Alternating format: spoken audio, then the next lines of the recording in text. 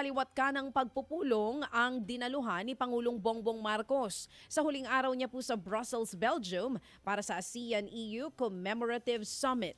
Nagbigay ng talumpati sa opening ceremony ng summit ang Pangulo kung saan nanawagan siya ng pagkakaisa sa mga bansa sa ASEAN at European Union. Kabilang sa mga naistugunan ng Pangulo ay ang agawan ng teritoryo sa dagat. Kailangan daw i-apply ang UNCLOS para masolusyonan ito.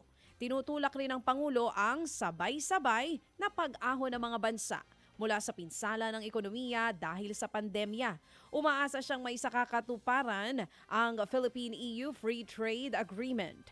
Kailangan din daw magkaisa ang lahat para labanan ang epekto ng climate change. Nakipag-usap din ang Pangulo kay Estonian Prime Minister Kaja Kallas kung saan tinalakay nila ang cybersecurity cooperation at extradition treaty sa pagitan ng dalawang bansa.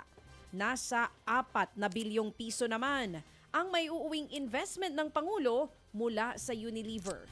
Pabalik na po ng Pilipinas ngayon ang Pangulong Bongbong Marcos. Ted Filon at DJ Chacha ngayon nasa Radyo 5 92.3 News FM Monday to Friday 6 to 10 a.m.